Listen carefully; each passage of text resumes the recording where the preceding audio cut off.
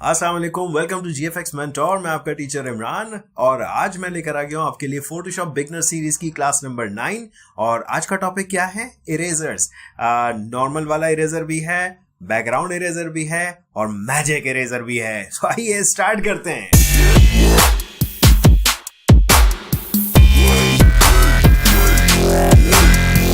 So first of all तो मैं आपको ये बता दूं कि इरेजर का काम बिल्कुल वैसे ही है। फॉर एग्जांपल मेरे पास यहाँ पर एक इमेज पर मैंने कुछ ऊट पटांग सा कलर कर दिया है और मुझे अगर इसको मिटाना है तो बड़ा सिंपल सा काम है। ये रहा आपका इरेजर टूल, इस पर जाएंगे, शॉर्टकट इसका ई।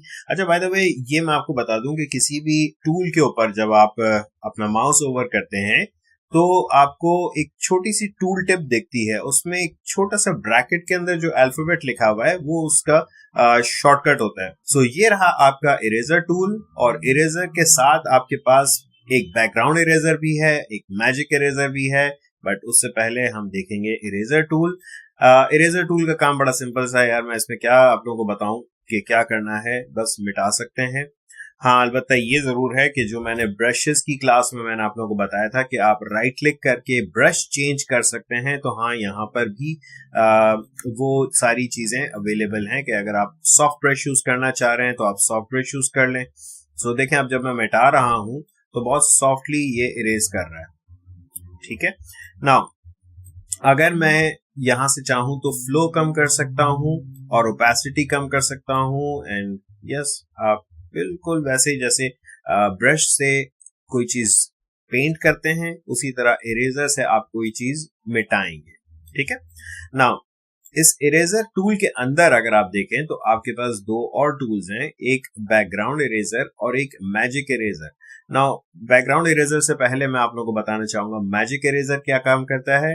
वेल, मैजिक इरेजर बिल्कुल वैसा है जैसे आपका मैजिक वांड सिलेक्शन टूल था। सो याद होगा आप लोगों को मैंने मैजिक वांड बताया था। ये एक साथ अगर आपके सिमिलर कलर्स हैं तो उस पर अगर आप क्लिक करेंगे तो ये सेलेक्ट करता है, राइट।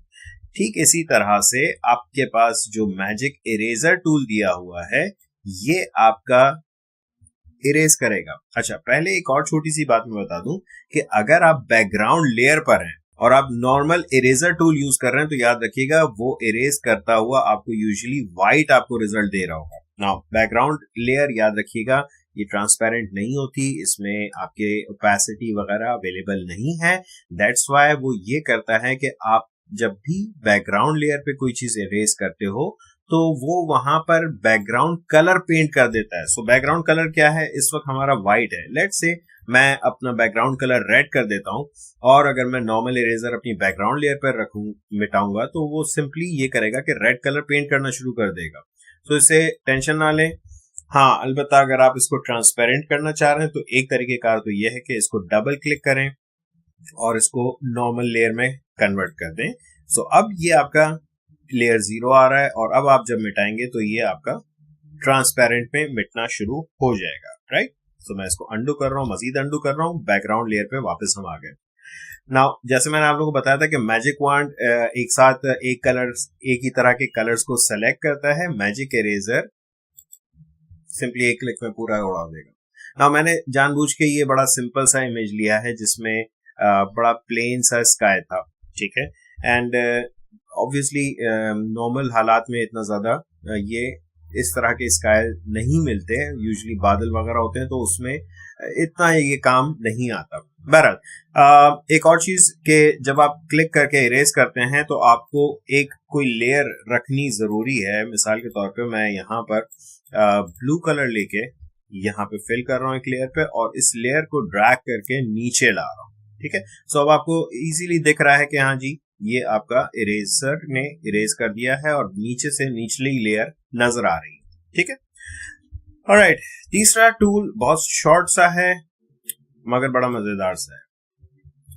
ये है आपका बैकग्राउंड इरेजर। अच्छा, अब बैकग्राउंड इरेजर को अगर गौर से देखें तो इसमें आपको एक सर्कल दिख रहा है और उसके बीच में एक प्लस साइन दिख रहा है, ठीक है जी।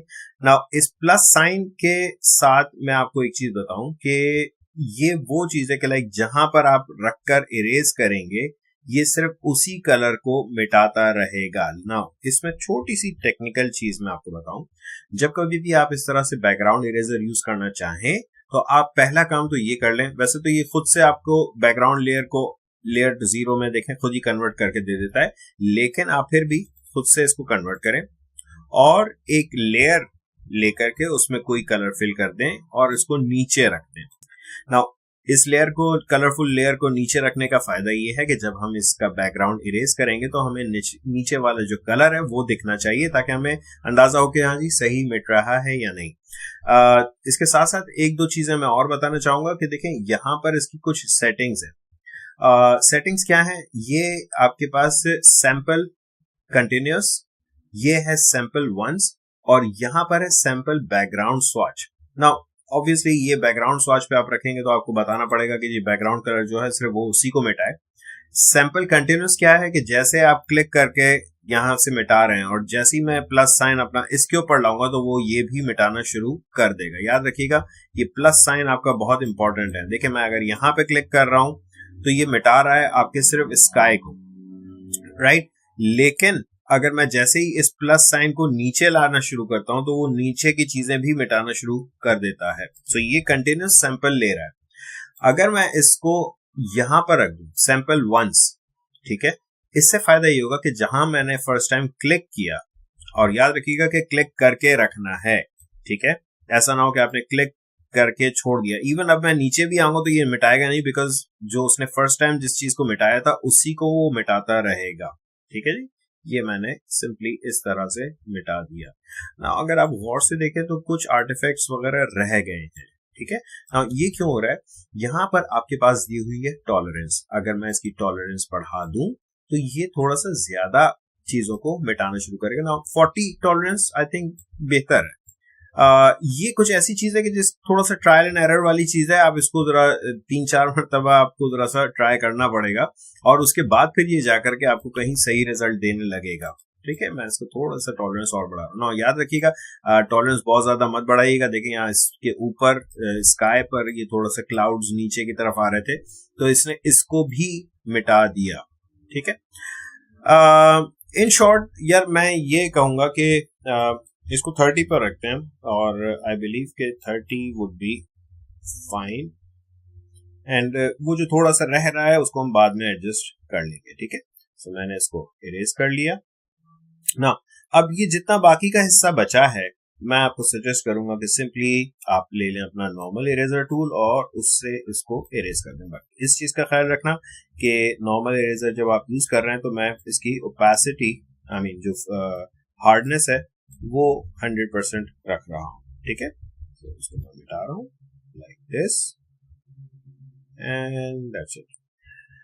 ऑब्वियसली अगर आप लोगों को इसका रिजल्ट अच्छा नहीं लग रहा, जो कि बिल्कुल नहीं लग रहा होगा बिकॉज मुझे भी इसका रिजल्ट अच्छा नहीं लग रहा और ना ही कभी लगता है, बिकॉज अगर यही काम हमें करना है तो हम और दूसरे टूल्स मौजूद हैं, बहुत ही पावरफुल किस्म के टूल्स हमारे पास मौजूद हैं जिनसे हम इन चीजों को प्रॉपरली लाइक स्पेशली स्काई को अगर रिमूव करना है तो हम बहुत सारी एडवांस चीजों में देखेंगे कि हमारे पास इतने ज्यादा कंट्रोल्स हैं कि आप सोच नहीं सकते हैं और बहुत ही आराम से ये बैकग्राउंड इरेज हो सकता है। लेकिन अब चूंकि यहाँ पर यह टूल है तो मेरा बताना फर्ज बनता है, राइट। सो सिंपली मैं इरेज कर रहा हूं इसको दोबारा से प्रॉपरली एंड दैट्स इट। ये मैंने इरेज कर दिया, राइट। अच्छा, हम इरेज कर क्यों रहे हैं, सवाल ये पैदा होता है कि भाई क्या जरूरत पड़ गई है, इरेज क्यों कर रहे हो, सही तो था आसमान। वेल कई मरतबा ऐसा होता है कि हमें थोड़ा सा आसमान ही चेंज करना हो तो फिर हम क्या करेंगे। सो डेफिनेटली इसमें मैं जल्दी से इसको मिटा के आपके लिए एक नया स्काई का इमेज मैंने अभी डाउनलोड किया है, वो मैं यहाँ पर लाके डालना चाह रहा हूँ। छोटी छोटी सी चीजें हैं, इनको मैं थोड़ा सा मैनुअली एडजस्ट कर रहा हूँ। ठीक है ना, मेरे पास ये इमेज है, मैंने इसको सेलेक्ट ऑल किया, कॉपी किया और यहाँ लाके पेस्ट कर दिया। एंड ऑब्वियसली इसको नीचे रखना है तो मैं लेयर इसकी नीचे ला रहा हूँ, मूव टूल से इसको थोड़ा सा ऊपर यहाँ पे एडजस्ट कर देते हैं। दैट्स इट, ये आपका स्काई रिप्लेस हो गया। सो आई होप ये छोटा सा टूल आप लोगों को समझ में भी आया होगा, पसंद भी आया होगा अगर पसंद नहीं आया तो कोई मसला नहीं, बिकॉज ये इरेजर मुझे भी नहीं पसंद। थोड़ा डिस्ट्रक्टिव टूल है। डिस्ट्रक्टिव से मुराद अगर आपने एक चीज मिटाई और गलत हो गई और आपने फाइल सेव करके बंद कर दी, दोबारा जब आप खोलेंगे तो यार ये करेक्ट नहीं हो सकेगा, आपको ऑल ओवर सब कुछ शुरू से करना पड़ेगा। इससे ज्यादा बेहतर ये होता है कि हम सेलेक्ट करें और मास्क कर दें। मास्किंग अभी मैंने आप लोग को पढ़ाई नहीं है, बहुत जल्द मैं आप लोगों को लेयर मास्क भी समझाने वाला हूँ और बहुत डिटेल में समझाऊंगा और बहुत आप लोगों को अच्छा लगेगा। कब करवाऊंगा ये नहीं पता मुझे, लेकिन करवाऊंगा, जरूर करवाऊंगा। अभी मैं पहले छोटे छोटे से टूल्स जल्दी से निपटा दूं और उसके बाद फिर जरूर हम मास्किंग भी देखेंगे। हमारा जो फोटोशॉप का एडवांस कोर्स है उसमें आप लोगों को बहुत कुछ और नया सीखने को मिलेगा, बट अभी ये कोर्स समझने सिर्फ उनके लिए है जिन्होंने फोटोशॉप पहले कभी यूज नहीं किया।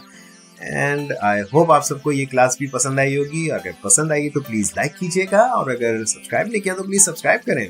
Thank you.